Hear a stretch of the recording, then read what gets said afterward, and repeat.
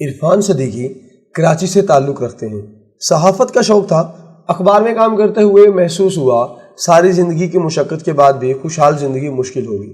نوکری چھوڑی، کالج میں دوبارہ داخلہ لیا، کمپیوٹر پروگرامنگ کی تعلیم لی، جاپان کا ویزا حاصل کیا اور یہ جاپان آ گئے۔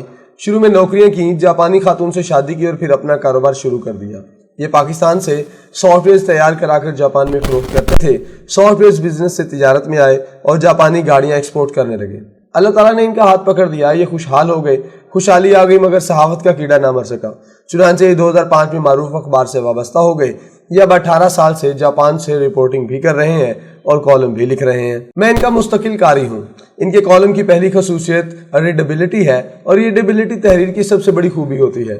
انسان خواہ دنیا کی سب سے بڑی تخلیق متعارف کرا دے، لیکن اگر وہ ریڈیبل نہیں ہوگی تو پھر اس کا کوئی فائدہ نہیں ہوگا۔ اور اگر کوئی لکھاری دنیا کی فضول ترین چیز بھی لکھ رہا ہو لیکن لوگ اگر اسے پڑھ رہے ہوں تو پھر وہ کامیاب بھی ہے اور بڑا لکھاری بھی۔ عرفان صدیقی کی تحریر کی پہلی خوبی اس کی ریڈیبلٹی ہے۔ آپ ان کا کالم مکمل کیے بغیر نہیں رہ سکتے۔ دوسرا، یہ سینسیبل لکھتے ہیں۔ ان کی تحریر میں صرف الفاظ نہیں ہوتے، اس میں سینس، معلومات اور میسج بھی ہوتا ہے، اور یہ دنیا میں اچھی تحریر کی دوسری بڑی خوبی ہوتی ہے۔ اور عرفان صدیقی کی تحریر کی تیسری خوبی پاکستانیت ہے۔ یہ جاپان میں رہ کر بھی مکمل پاکستانی ہیں۔ یہ پاکستان کے لیے دھڑکتے بھی ہیں اور مچلتے بھی ہیں، اور میں ان کی اس خوبی کو دوسری دونوں خوبیوں سے زیادہ اہمیت دیتا ہوں۔ ہم پاکستانی اگر پاکستان میں پیدا ہونے کے بعد بھی پاکستانی نہیں ہیں تو پھر ہم بے وفا ہیں، اور عرفان صدیقی اپنے ہر کالم میں پاکستان سے وفا کا پیغام دیتے ہیں۔ میں عرفان صدیقی کے کالموں کے ذریعے جاپان سے متعارف ہوا۔ یہ شخص جاپان میں پاکستان اور پاکستان میں جاپان کا مفت سفیر ہے۔ یہ ٹوکیو میں پاکستان کا مقدمہ لڑتا ہے اور پاکستان میں جاپانی کردار اور ثقافت متعارف کرا رہا ہے۔ جاپانی حکومت نے 2017 میں اسے ایوارڈ سے بھی نوازا، اور یہ اس کی خدمات کا اعتراف تھا۔ مجھے 6 ماہ قبل عرفان صدیقی کا فون آیا اور یوں میرا ان کے ساتھ تعلق استوار ہو گیا۔ یہ پاکستان بھی تشریف لائے اور مجھے ان سے ملاقات کا شرف بھی حاصل ہوا۔ میں ان کی ترغیب پر جاپان آیا اور یہ پورے 9 دن میری میزبانی کرتے رہے۔ یہ میرے ساتھ ہوٹل میں شفٹ ہو گئے، 9 دن گھر نہیں گئے، اور یوں ہم نے 80% جاپان ایکسپلور کر لیا۔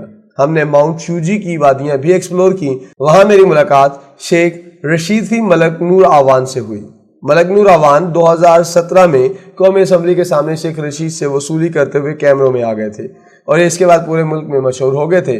یہ جولائی 2018 میں نواز شریف کے ساتھ لندن سے پاکستان بھی آئے۔ لاہور ایئرپورٹ پر ان کی جنرل فیض حمید کی اسٹیبلشمنٹ سے منماری ہو گئی اور انہیں ایئرپورٹ ہی سے غائب کر دیا گیا۔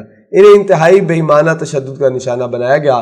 ان کے کاغذات اور موبائل ٹکڑے ٹکڑے کر دیا گیا، اور یہ جب آخری ہچکیاں لینے لگے تو انہیں لہو لہان حالت میں قصور کے قریب پھینک دیا گیا۔ اللہ تعالیٰ کو ان کی زندگی عزیز تھی، چنانچہ انہیں ہوش آ گیا اور یہ گرتے پڑتے سڑک پر آ گئے۔ یہ الف ننگے تھے۔ خدا ترس لوگوں نے انہیں چادر دے دی اور یہ ٹرک پر لفٹ لے کر لاہور پہنچے، مگر کوئی ڈاکٹر اور کوئی اسپتال ان کے علاج کے لیے راضی نہیں تھا۔ یہ بعد ازاں پاکستان سے باہر کیسے نکلے، یہ بھی ایک طویل داستان ہے۔ بہرحال یہ جاپان واپس آئے اور آج تک علاج کرا رہے ہیں۔ تشدد کی وجہ سے ان کے جسم کا ایک حصہ مفلوج ہو گیا ہے اور انہیں چلنے پھرنے میں دقت ہوتی ہے۔ آپ یہاں سیاست کی سنگ دلی بھی ملاحظہ کیجئے۔ ملک نور آوان نے جس پارٹی کے لیے سب کچھ برداشت کیا، اس نے آج تک مڑ کر ان کی طرف نہیں دیکھا۔ جاپان میں لوگ آج بھی انہیں بے وقوفی کا طعنہ دیتے ہیں، مگر یہ ہنس کر ٹال جاتے ہیں۔ یہ حقیقتاً سیاسی وفاداری کی ناقابل تردید مثال ہے۔